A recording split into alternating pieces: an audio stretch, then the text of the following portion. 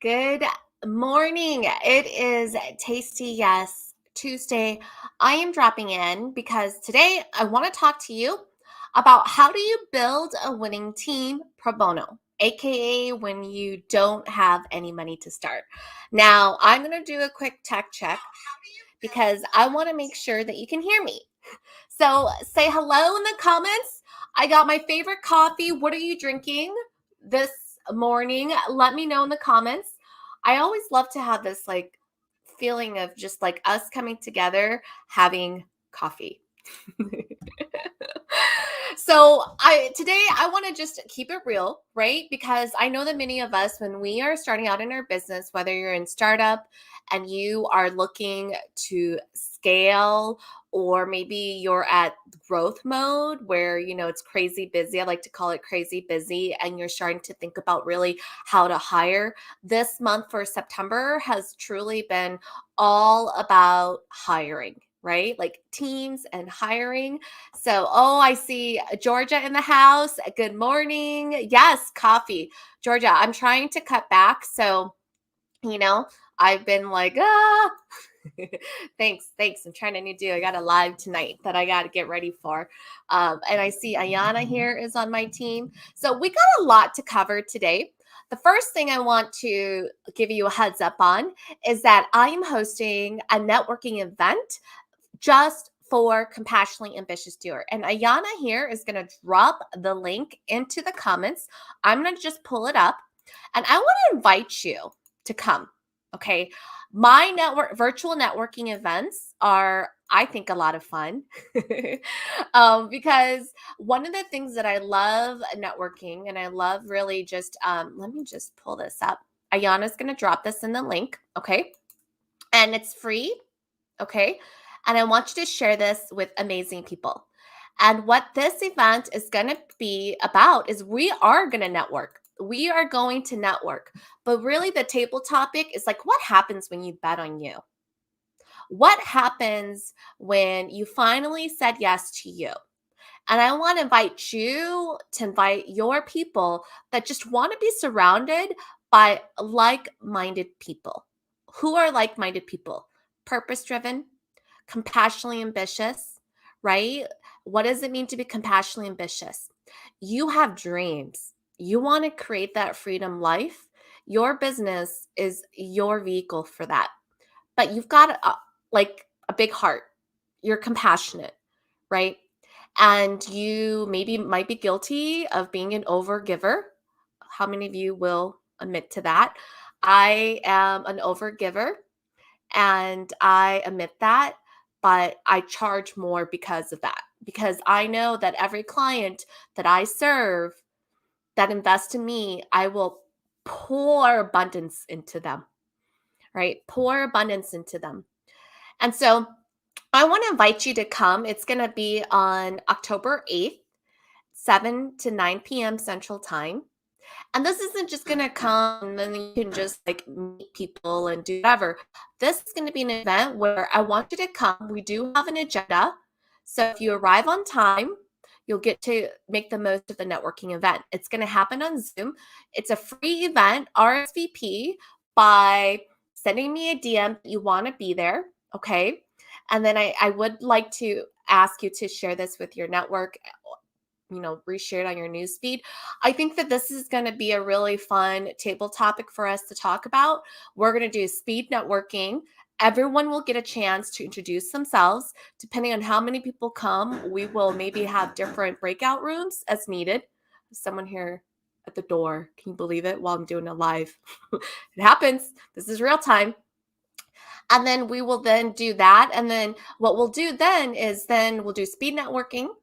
I want you to meet other compassionately ambitious entrepreneurs, a panel, and really just hear their stories. And I want us to share, like, not only what we do, but really like what happened when you really bet on you. Yeah, we're going to have like that deep of a conversation. I'm kind of a deep person, right? And so I want to invite you to come, and I want you to really just get an opportunity to just really network with people who are really looking to genuinely like build relationships and rapport online. And then the last thing we're going to do is we are going to do an ask and give. Okay, so this is perfect for you if you just want to meet other people, come to be inspired, right? Like, I really want to create a space where I know that as entrepreneurs, we all are looking for more clients and more sales, right? But sales really starts with trust. And so if you are, a giver and a taker, come. If you are looking to just meet awesome, amazing people, which they're going to be there. I have some pretty amazing people in my circle of people and they're coming. I really want to invite you to come. Okay. Just to come, have a good time, bring your own drink if you'd like, right? There's no judgment here. And really, it's a really great opportunity to come. So this is perfect for those that really are focused on, hey, I just want to genuinely have some adult conversations with people that are compassionately ambitious, learn about their business, learn about, what really happened when they really bet on themselves and really have some genuine conversations. Okay.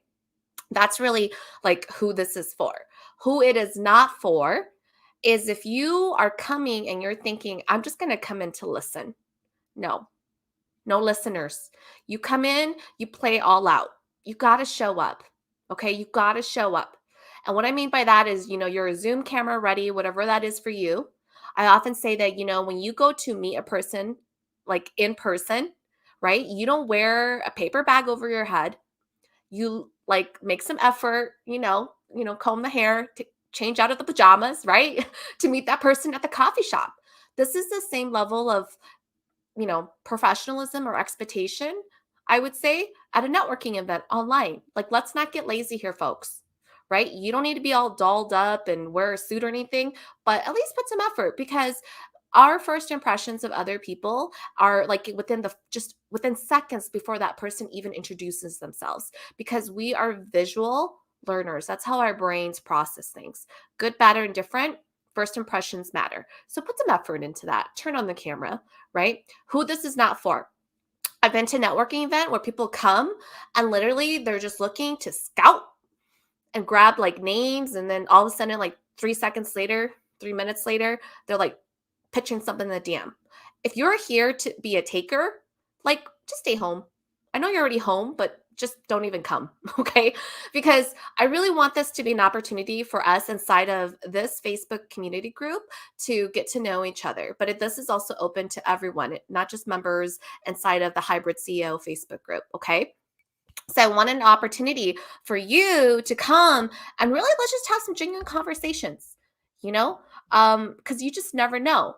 One of in the next month, I'm going to be talking a little bit more about networking and how I believe, and I teach my students, my clients this too, that building a relationship is never a waste of time, right? I know that as entrepreneurs, many of us really go in and we're looking for more clients and more sales and more referrals.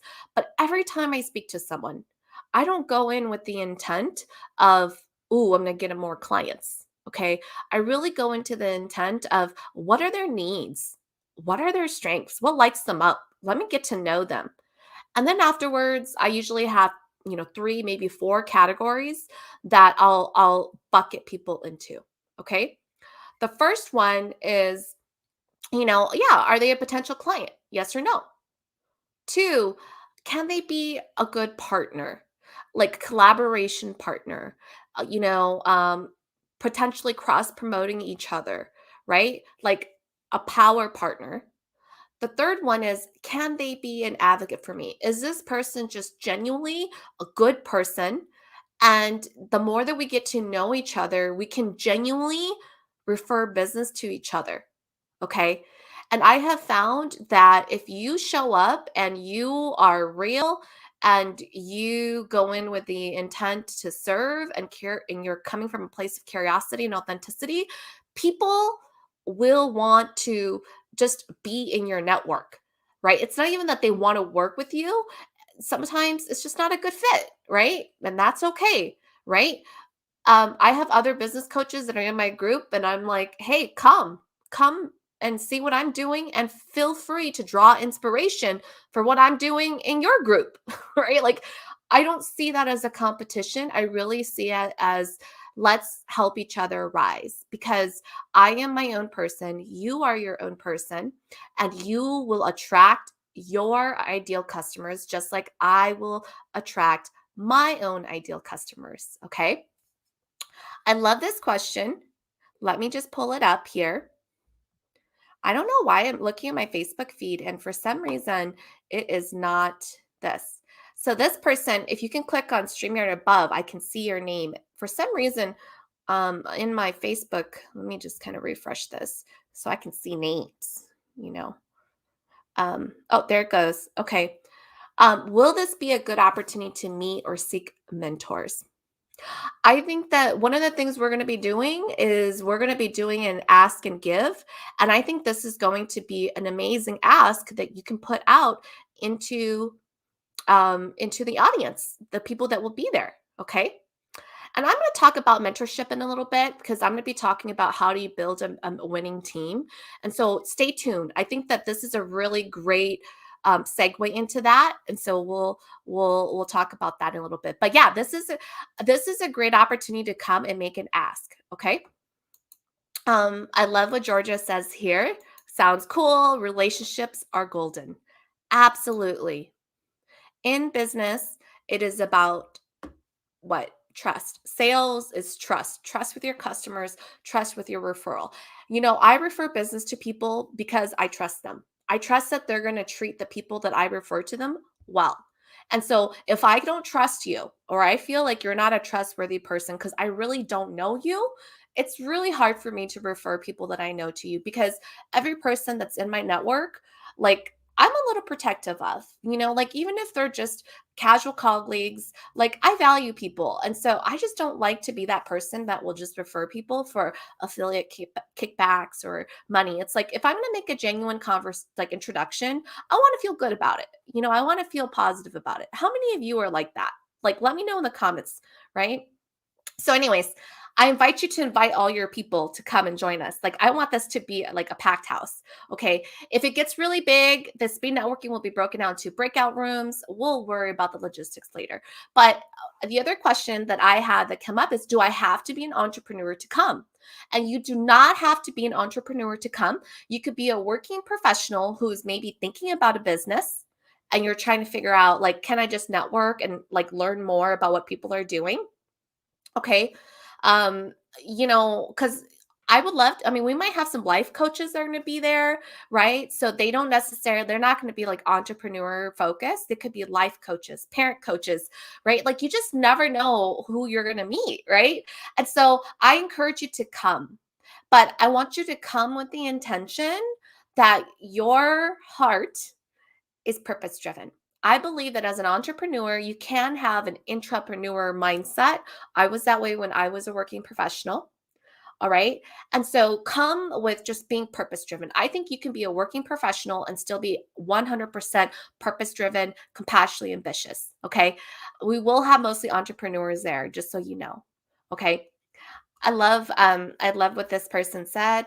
Um, Becky said, yes, agreed.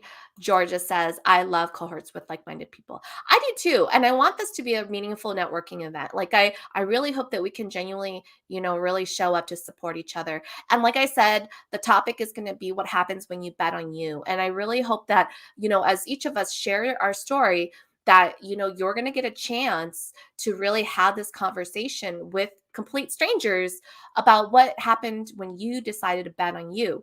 Because there's something to be said about not just networking, right? But how we can walk away from an event completely inspired and completely feeling like we know the other person, beyond a superficial level. Are you hearing me on that? So come, come, come. It's going to be on October 8th from 7 to 9 p.m. Central Time. I, with all my heart, would love for you to share this on your network. Ayana, drop this in the link. and she's going to pin it to the top and we'll update our caption. But come, come, come.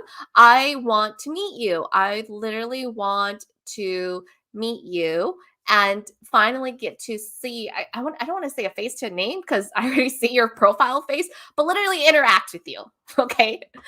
Yeah, I love what Becky said here. She said, love hearing what everyone is passionate about. Absolutely. Do not take for granted the passion that people can bring to the table. It inspires you, it motivates you.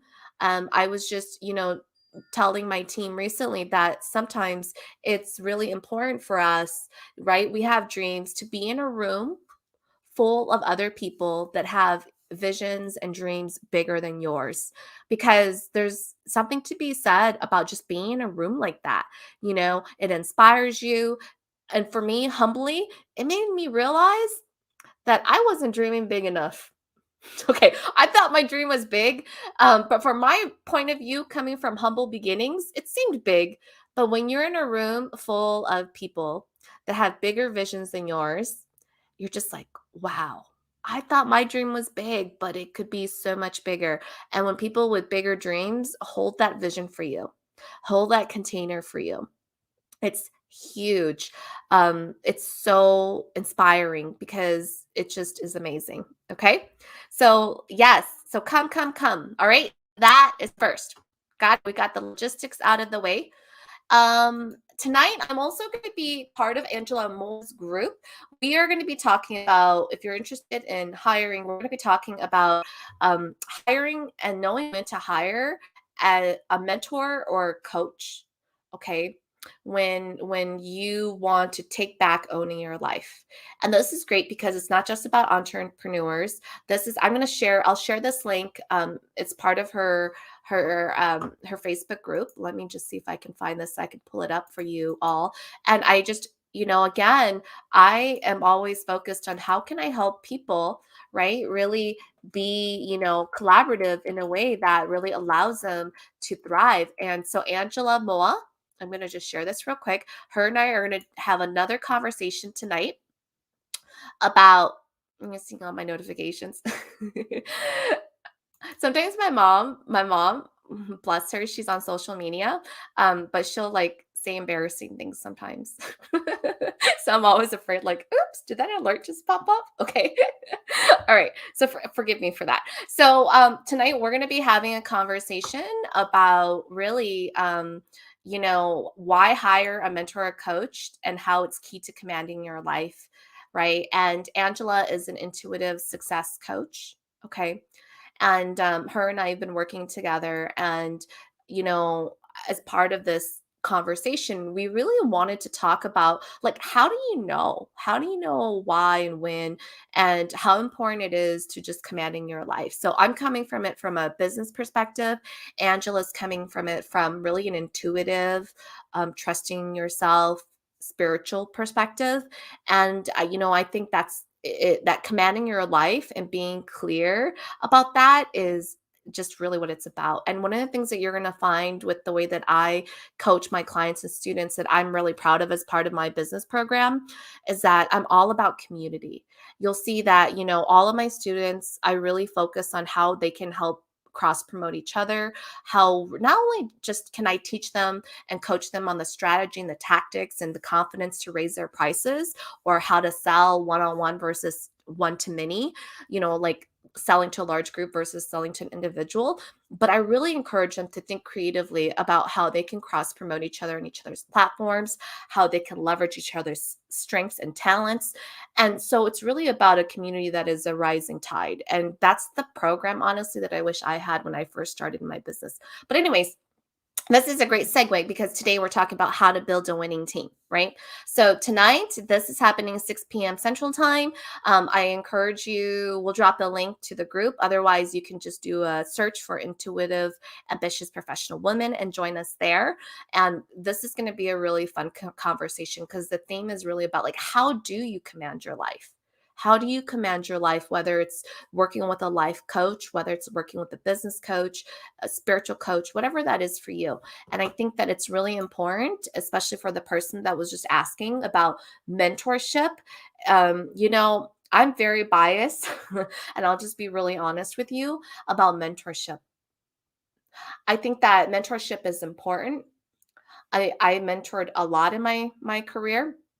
I think it's really great, especially when you are just starting out in your career. For example, like college, or you're a recent graduate. But as you get more experience and you progress in your career, it is a lot harder to find a mentor. And the reason why, and I've again just sharing this from my own experience, is that as much as I have given through my own mentorship programs, it hasn't been as rewarding to the mentor. I'll be honest, because I have given advice, I have coached, I have given strategies, and they have not been executed on by the mentee. Okay. And so the mentee hasn't realized the results that they want for themselves, because they'll come back and they'll say things like, I'm just really busy right now. I just don't have the time. It's just really like whatever it is, right? And that's true. It's completely true. But I realize that the results that you want for yourself, the change that you want for yourself, happens in the doing. And I invest a lot of my time to mentor, taking time out of my family, my kids, my business to mentor. And I'm giving you some really great stuff, and you haven't executed on it. And then you come around and then come back and say, it's because I just don't have time, Elizabeth. I just don't really feel like that's honoring my time, to be quite frank, to be honest. Right.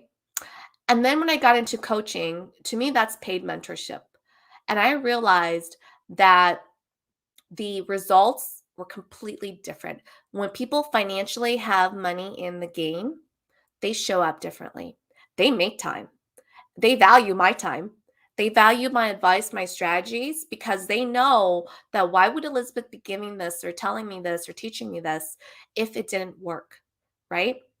And it does work. And so money, it's not all about money, but money reveals what's important to people and what they value in that moment. And this is why, from a business perspective, I tell my clients all the time, free doesn't work, because I believe that mentoring, you know, like to me, mentoring is like mentoring moments, right? When you have an opportunity to speak to someone that you admire for whatever reason, ask the question that you want to ask in that one conversation.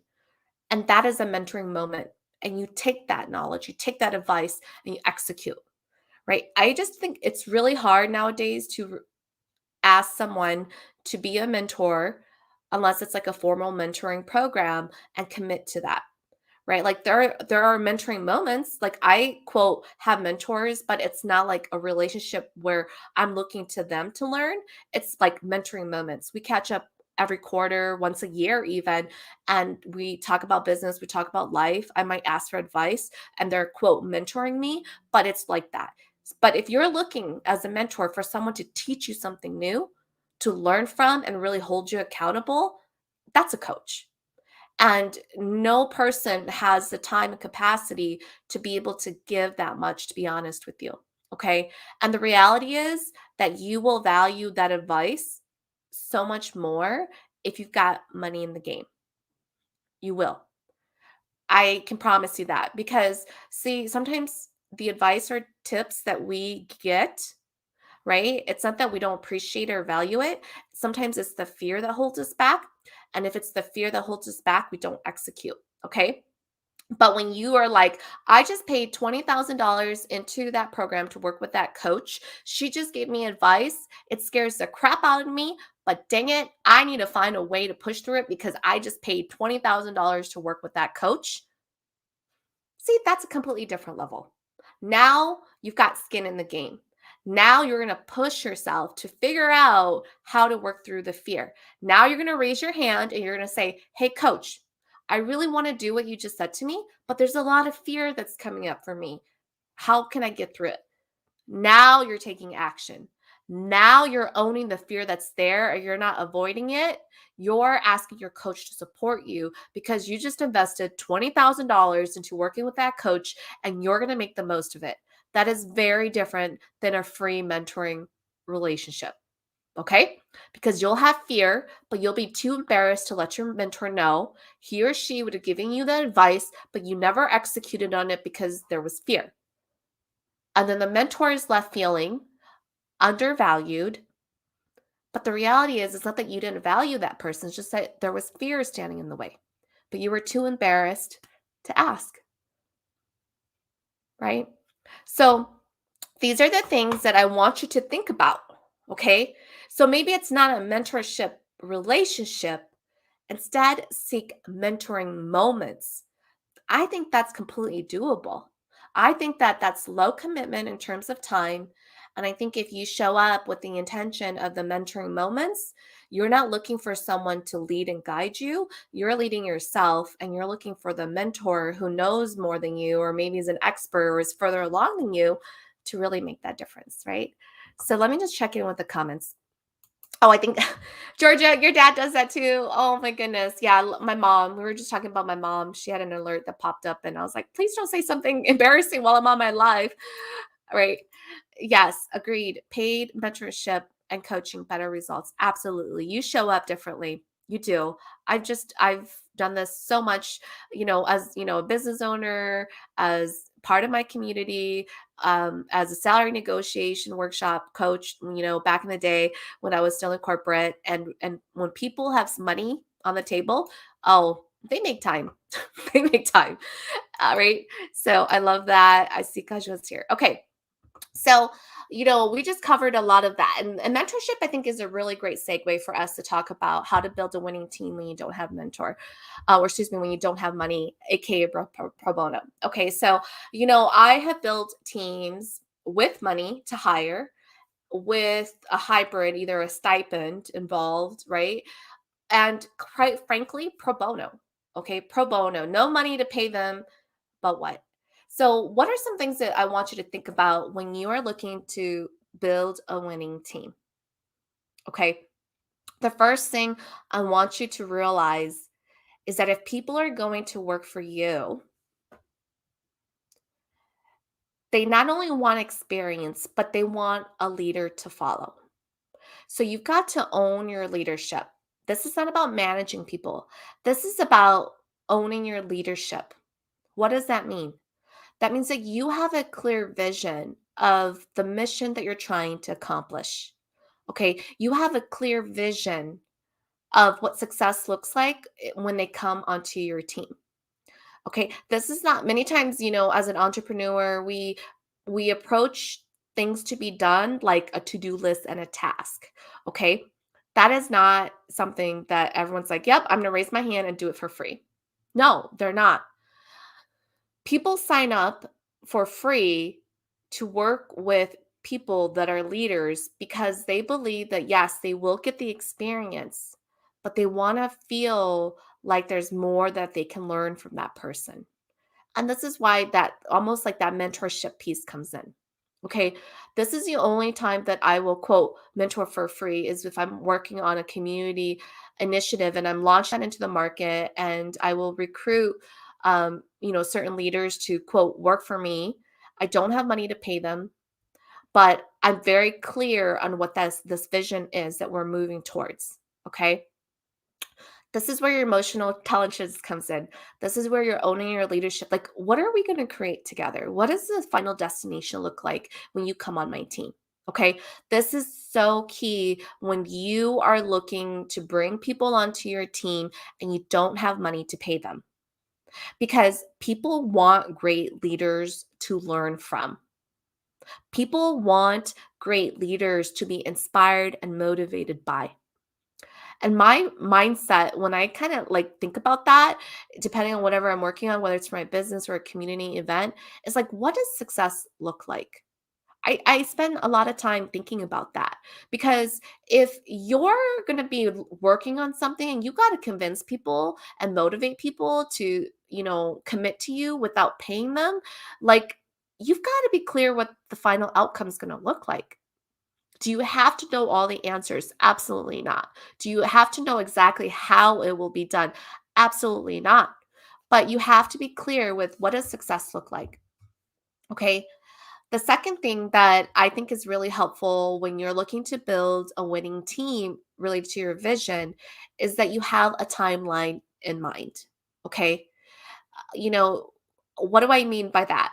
Okay, so what I have found is that everyone who decides to volunteer pro bono to join a project or work for you, they all have the best intentions when they first start. The passion is there. But I have found that passion runs dry. Okay, it does. Because what happens is they have the impression, they're inspired by the vision, they come in and now they're doing the work. Okay. And entrepreneurs, you know this, it's a lot of hard work. Okay. Sometimes it's nitty gritty. Sometimes it's not the sexiest thing, but it is a thing that needs to be done. You hearing me on that?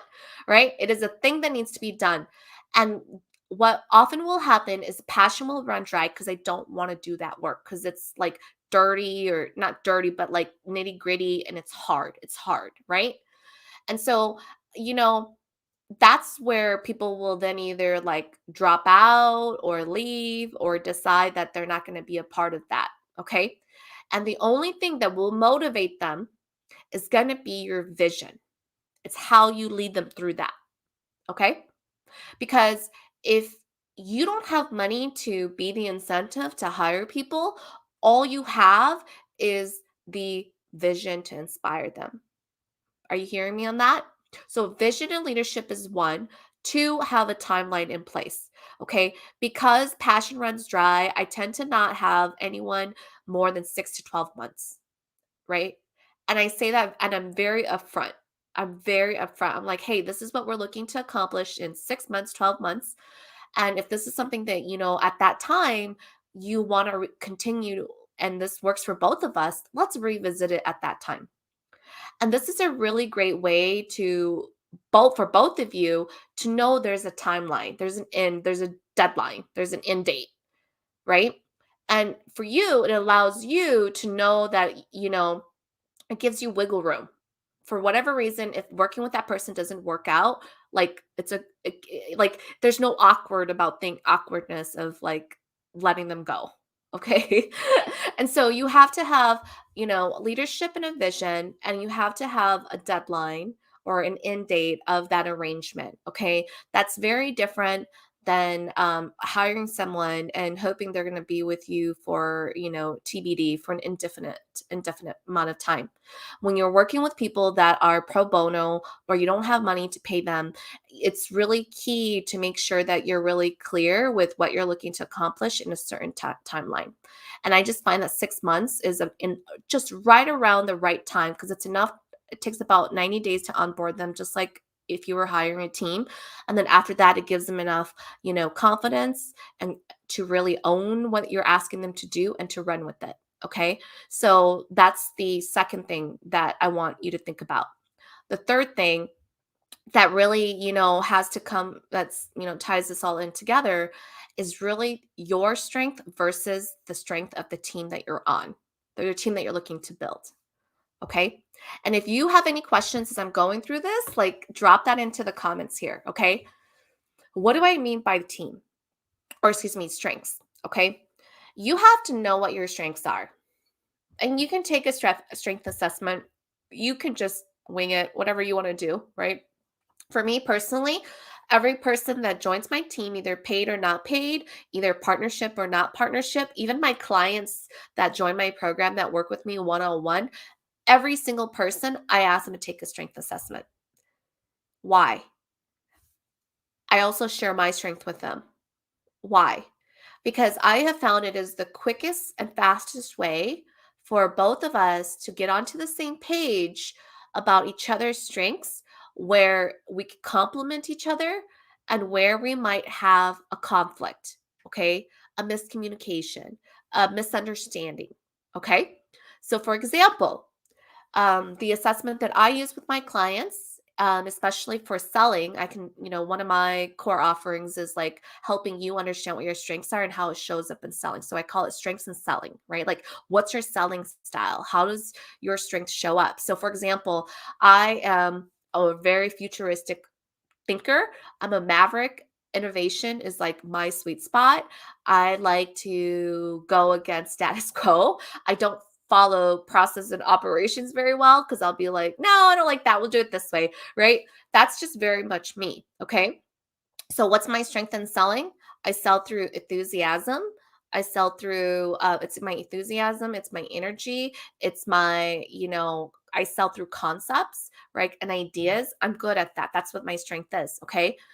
On the opposite side, if I have someone and I have clients like this and people that join my team that are much more operations focused. And again, there's nothing wrong or right, bad or good about this. It's just everyone has different strengths that are really linear in terms of thinking. They need sequential, steps 1, 2, 3, 4, 5. I'm not that way. I'm like, you could throw things at me and I will be able to connect the dots, right? That's just the way my mind works. That's what my strength is.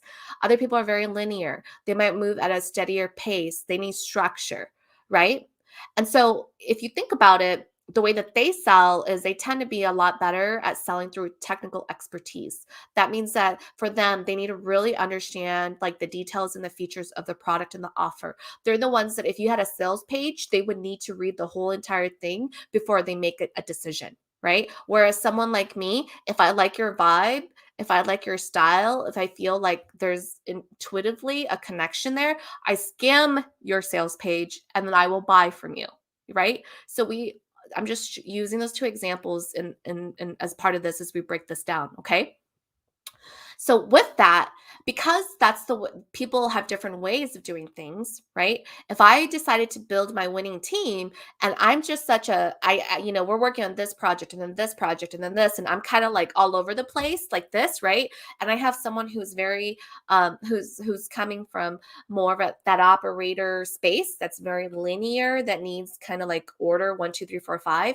And I didn't know that and she didn't know that this was my style, she would look at me and she'd be like, Elizabeth is so freaking disorganized, right? And she would be completely annoyed. And then I look at this person and be like, why does this person need me to hold her hand, right? And that's where miscommunication and misunderstandings happen because we don't understand each other's strengths and operating style. We don't understand how that person's mind and just what their strengths and the way that they think and how they work and how they sell and how they operate. We just don't know, right? And that style, that approach just takes time in building a relationship with the other person to really get to know like each other's styles, right? But when you're building a winning team, you really don't have a lot of time, right? Hopefully you built some rapport, but you just really don't have a lot of time to coach and lead and get to know people, right? Like you're just kind of like, boop, let's get moving. We got this to finish, right? And so I've just found that if you take some time to do a strength assessment, there's a lot of free tools out there. I have my favorite ones. It just really allows you to really be on the same page with your team. It helps speed up your onboarding. It helps to just really say, look, it's not that I'm disorganized. It's just the way that my mind works like that. Okay. And then you give the other person permission to ask you to either slow down or re-explain it in a way that makes sense to them. So by sharing your strengths, you're giving each other permission to call out, right? To call out any strength that might be overused that could become a weakness.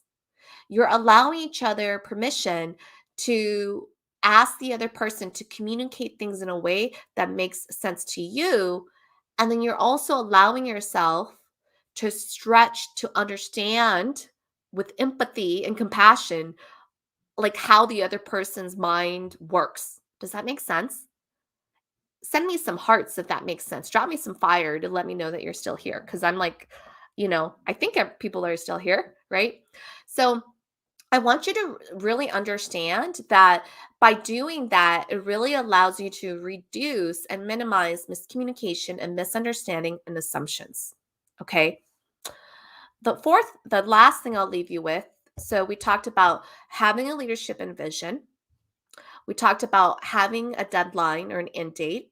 Okay. Because again, when it's pro bono, there's got to be a final destination, right? It's not like just a job. Okay. There's got to be like a final destination. Okay.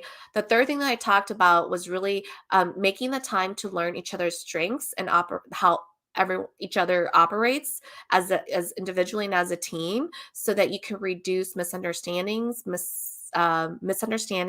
assumptions, and like just really miscommunication. And that's the fastest way to really get up to speed. Okay.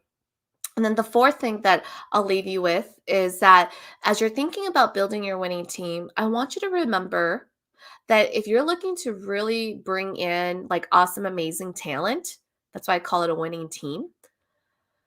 They want to feel like they're going to be mentored by you. Okay. And so you might have to mentor and coach just like you would if you were managing hired team, but you're going to probably end up doing a lot more of that. Okay. And and this is really important because you might be asking yourself, "Oh my gosh, Elizabeth, I don't even have time like to coach my clients, and now you're telling me that I have to build a team and now I got to spend more time mentoring and coaching them," right? But see, here's the number one secret that I've learned work building winning teams pro bono. You've got to realize that they will come on board to support you, help you build your dream, but you got to go in it knowing and believing that their success will be beyond you. And this is a really key selling point when you're looking to build a pro bono team. Okay. This is literally, I'll share with you my actual conversation because I want you to thrive. I'll literally say to people after, a person I've met and I've understood, in our conversations, I've understood their strengths. I will articulate the vision to them. Okay. And then I'll say something like, "Look, I'll be honest with you. I just don't have the money right now to pay you. If I did, I would. But I believe that if you're as passionate about this as I am and you're looking to gain experience, are you open to hearing my suggestion?" Right? And most of the time they're like, "Yeah, sure. What do you have?" Right? And then I'll say something like, "Okay, great. Well, here's where I think we could work together. Based on our conversation, I feel like these are your strengths. This is the thing I'm working on, and I'm sharing the vision, and I'm connecting the dots. I really think that your strengths and really just being very process oriented and just really passionate about this could really help take this vision and make it real.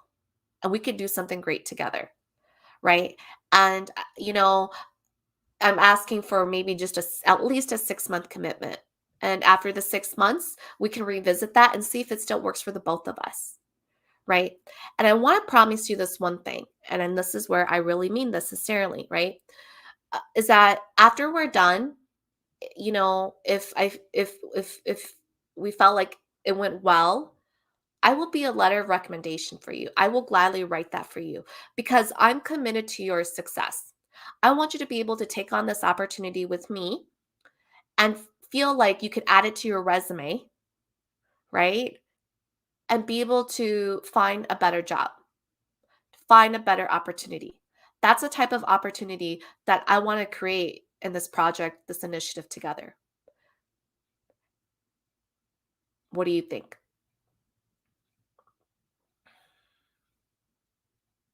That's literally how it goes. That's usually how it starts with a conversation.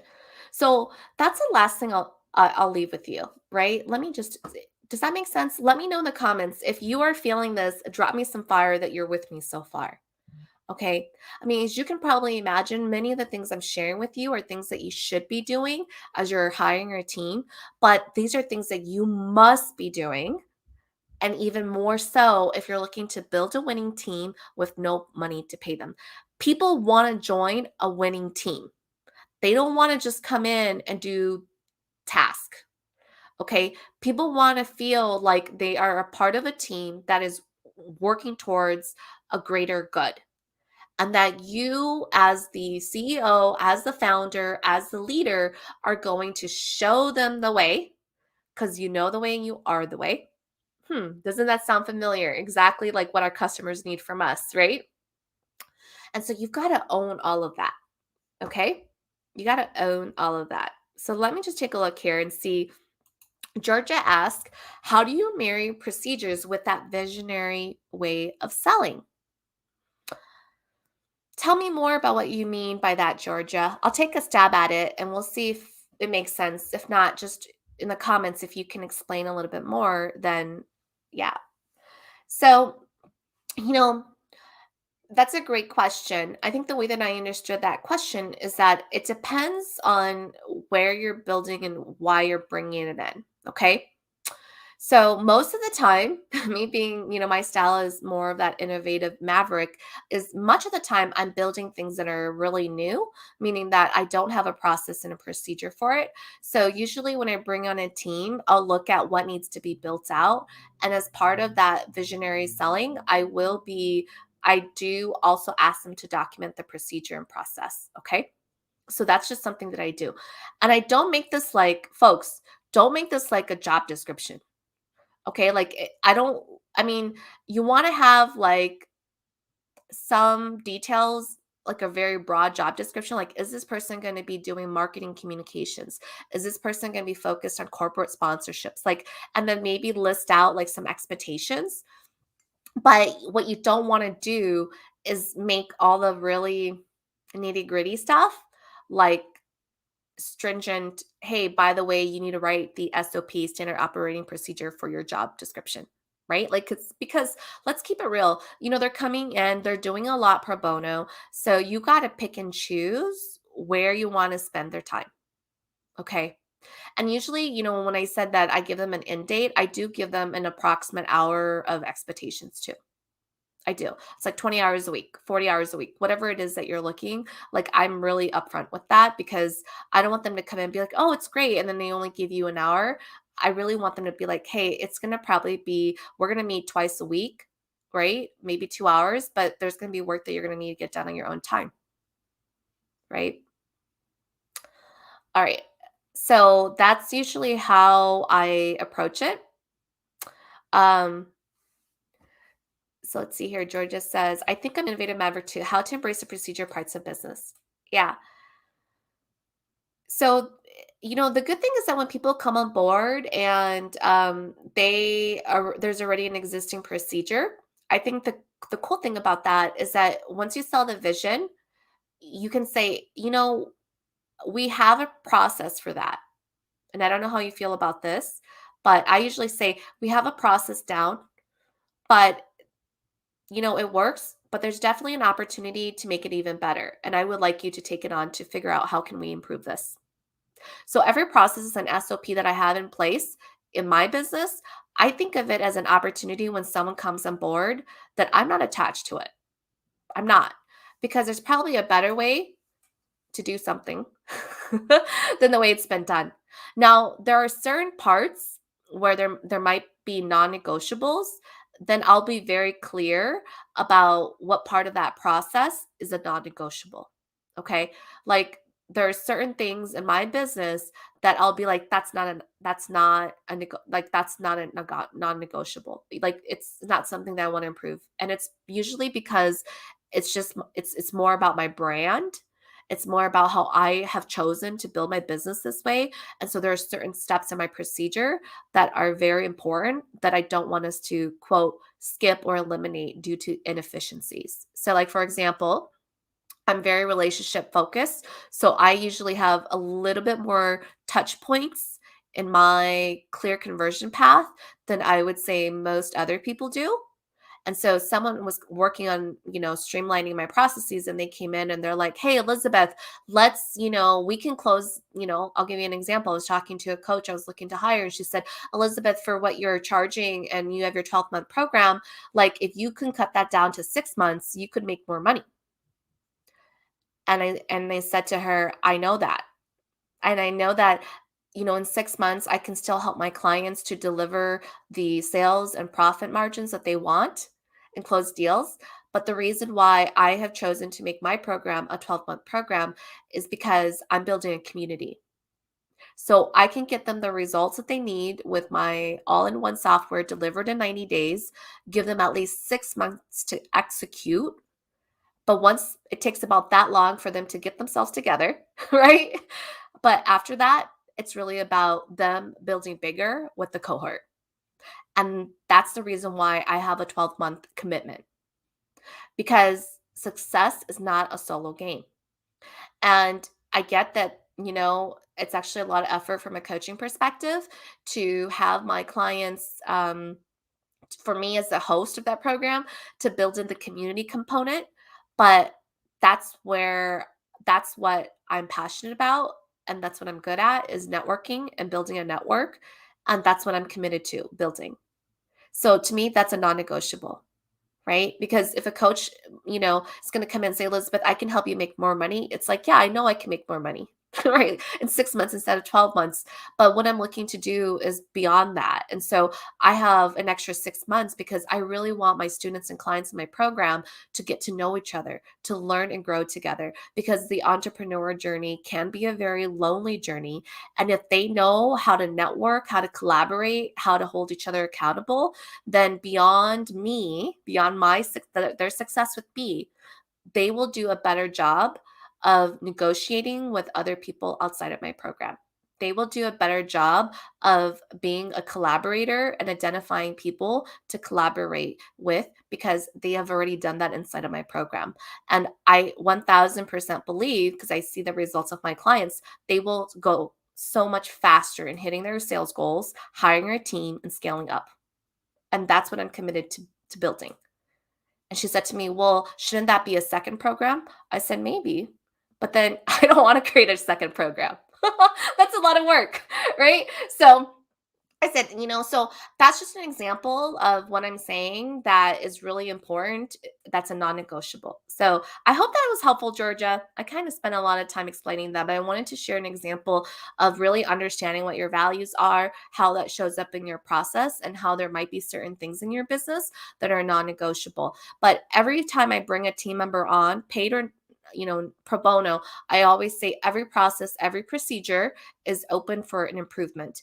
If you have an idea or a suggestion, let's talk about it. Like, especially when they're still new, I'll say, hey, let's talk about it, just to make sure that we're understanding that, like, there isn't a rationale behind it. Sometimes there might be a legal reason why I have to do that. And maybe you don't know that. Right. So let's talk about it. I want to hear your ideas. And then, as our working relationship gets better, right? They're learning my style. I'm learning theirs. They're getting the experience. I'm getting the experience and seeing the quality of their work. Then they may have more leeway to start making those changes without having to have a conversation with me. But, that's just, I think, management 101, you know what I'm saying? So that's a really big thing. So as we wrap up today's, topic, I want you to just, we talked about a lot of things, and I want you in the comments just to, like, tell me, like, what's your biggest takeaway right now? Like, as we spent almost an hour together, what are you walking away with that really can help you build that winning team pro bono? All right. Like, please share some of those comments. Let me know that I'm just not showing up and it's all in vain, right? Like, what is your big takeaway? What's that big takeaway that if you implemented right now in your business, looking to build a winning team pro bono, that it's going to make a difference in your business? Okay. Let me know in the comments. So, the last thing I'll leave you with is, so I talked about having a leadership and vision. Okay. The first thing, having a deadline or an end date with expected hours. Okay. That's really key, especially for pro bono. There's got to be an end date. And then the third thing I left you with was really understanding strengths, whether it's yours or theirs. This is how I onboard all my teams, but especially pro bono. So there's no miscommunication, misunderstanding, anything like that. And the last thing I'll leave you with, and this is just what I do for all of my teams, and then the last thing before I give you my tip was really, like, making sure that you're in it, right? You're in it for their success beyond them. Because again, people are going to join your team not just to do the work and get experience, but they want to feel like their contribution is for a greater cause. This is why your vision and leadership is so key. But they also want to feel like if they feel like you're in it for their success beyond you, that's like something that's irreplaceable. Money can't buy that, to be honest with you, right? So that was number 4. The last thing I'll leave you with is that with every single one of my team, even paid or pro bono, I have a set of guiding principles that I share with my team in terms of how we operate as a team. Okay. And I've just found that not a lot of quote managers or leaders do this with their teams. And in my experience, the folks that have been on my team, paid and pro bono, they just really appreciate this. They really do because again, it shows that you're very clear on your vision and the culture that you're trying to create and the people that you want on your team and the people that you want to be surrounded by. So these guiding principles are, I think depending on what I'm working on could be anywhere from 3 to 5, right? And I do this with my clients too. It's like so I'll give you an example of mine. I know it sounds really simple, but it's so powerful. Okay, super powerful. One of my guiding principles or team operating guiding principles is assume positive intent. I don't care how stressful things are. I don't care how bitchy the other person might be. But if you get a text or you read a message or you get something and it rubs you the wrong way, it triggers something inside of you, whether you feel justified or not, I don't care. I want you to assume positive intent, right? And then I want you to pick up the phone and talk to the person. Okay. Like I know it sounds so simple, but it's so powerful when it comes to a team, especially a pro bono team. Why? Because when you don't have money to pay them already, they're doing it pro bono, right?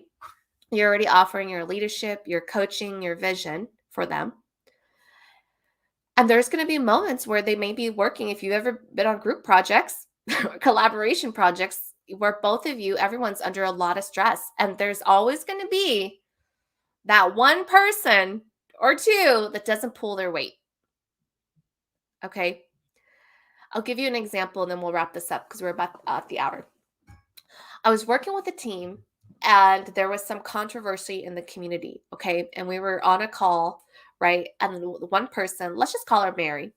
She was like, have you heard about this person and what this person did in the community? Oh my gosh, I can't believe it. He's so disgusting, right? Just on the call, right? And so I was like, oh no, I haven't heard about it. That's the first time I'm hearing about it. Like it was just a casual conversation during a team call. Okay. After the call, I get a DM. Let's call this person, I don't know. Let's call her Janet from Janet. Janet goes, Elizabeth, what Mary said about that man, he's actually my uncle. And I just could not believe she just said that on our call. And I'm just really upset right now. And I remember you had said to all of us, assume positive intent. And I'm just really upset with her right now. Like, I can't believe she just said that. She doesn't even know him. She's just going off of social media and the news and all this stuff. And she's just saying all of this stuff. And none of it is true. I can't believe she's saying that. But Elizabeth, I remember you said to me, assume positive intent. So I just wanted to vent to you. I'm not going to hold this against her, but I just really like felt like she shouldn't have said those things. Okay. And so then, I said to her, I said, Janet, thanks for, letting me know, like, how do you want to move forward with this? Do you want me to have this conversation with her? Will you have this conversation with her? Like, what could we do? She said, I really don't know right now. I just need some time. And I just really, again, I'm just going to assume positive intent. Turns out Mary had no idea this gentleman was related to anyone. Like, what are the odds? Right? She had no idea. She was just literally like going by what was on social media and the news, and she was just reacting to it. Right? Like, it was like complete innocence. Like, oh, he was just disgusting. Right? And so the next call we had, I did ask for permission behind the scenes. I did talk to Mary and I said, "Hey, Mary, I wanted to let you know that that comment, though innocent, you were just reacting to what you read on the news. Turns out that he's actually related to Janet. He's Janet's uncle. And some of those comments really she was hurt by. And I don't think that you meant anything by it because I think if you did, realize that he was related to someone here on the team, I know you wouldn't have said it that way. But I really want to just encourage you, if it's okay with you, for us to talk about this on our next team meeting." And we did. We did. So, this is the power of having guiding principles as a team because I know assume positive intent sounds so superficial, so easy, right? And feel free to borrow this for your team, right? But it is in moments like that when you are under stress, you are under fire, where you are just like got so much stuff to do, your head's sort of not all there, right? You're not, like, you're just super stressed for whatever reason. Somebody makes a comment and boom, you can take it the wrong way. You can take it the wrong way. And in that conversation, Janet could have just been like, "Wow, I can't believe Mary just said that. Oh, I don't like her now." Right?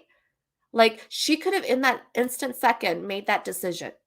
But if I hadn't in the beginning said, "Hey, heads up, we're going to be operating as a team." And then one of the number one rule, it's actually my number one rule, is to assume positive intent. And you can say to me, "Elizabeth, that sounds so easy." But I will tell you that this rule is going to be, this getting principle is going to be the most important rule as a team because there are moments that you will be tested. You'll read a comment the wrong way. Someone will say a comment and it'll trigger you, whether it's valid or, it's just your own lens or filter. But I want you to remember this. I want you to remember this. And there are many times I've built teams where this has served me more than one time. And people will literally come back to me and say, "Elizabeth, I remember what you said. Assume positive intent. I'm trying. I'm trying." Oh, right? So that's really like, what I want to leave you with is that when you're looking to build a winning team, this is the thoughtfulness, the process that I want you to think about because people want experience, but especially when you don't have money to pay them, you don't have that as like a security or as an incentive for them, right? So you got to give them a little bit more. You gotta give them a little bit more.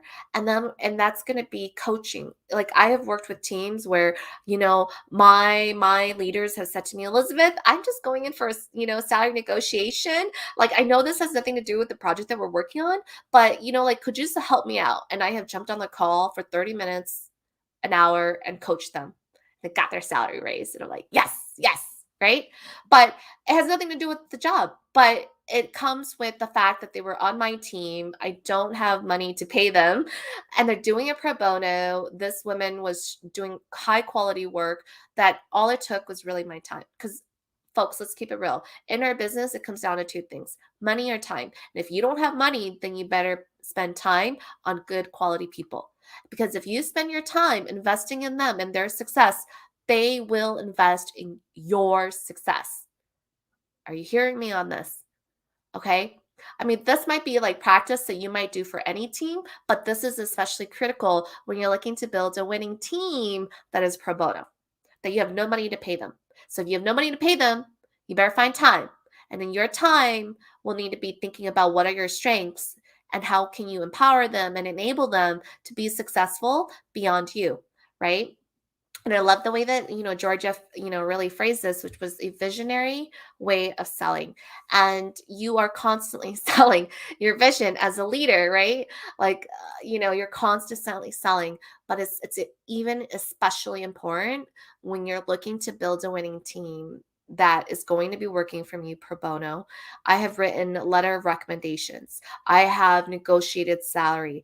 I have coached them through business that their ventures they're starting themselves, even though the project we're working on, might be community related, right? I have talked to them about marital advice and getting married. Like every conversation you can think of, I feel like I've had. Okay.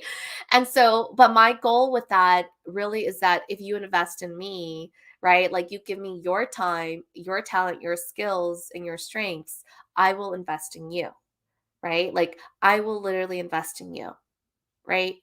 And so this is really what I hope that you're going to be able to walk away with. If you implement 5 of these tips, these critical tips and must have when you're looking to build a team, I guarantee you will be able to build a winning team pro bono. I have done it over and over again, and it continues. These 5 critical musts like continue to serve me in and out, in and out, over and over and over again.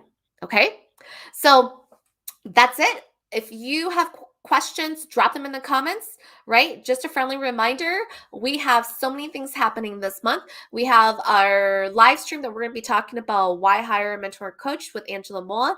I'm going to be a guest in her platform as part of the Intuitive Ambitious Professionals. We also have our networking event, y'all. I hope to see you on October 8th from 7 to 9 p.m. Central Time. Everyone is invited. I highly suggest that you show up on time because there will be an agenda. You can pop in anytime you want. To RSVP, be sure to send me a DM so that I can get you the private Zoom link. Okay. And I, as always, would appreciate you sharing that event with your network and inviting them to be a part of this event. It's always fun to meet other purpose-driven individuals and hear about what you're going to walk away really inspired. Like that's my thing. I love networking events where I'm like, damn, that was a good hour or two spent. Like I met people, but I feel really inspired and energized. Like that's what I love. And that's the type of event that I love hosting. Okay. All right. So with that, I will see you next week. Same place, same time. This month has all been all about hiring a VA, right? Like hiring building a winning team with pro bono, right? Knowing when to hire a coach versus a consultant. Like these are all of the different things that we've been talking about for this month. If you missed any of them, then just go back into the training and catch up. Because if you are that hybrid CEO where you are looking to take your business from local to making impact for maximum income and maximum impact online, you've got to learn how to hire and build a team. Success is not a solo game. So charge more, work smarter so that you can give more away. All right, I'll see you next week. Take care now.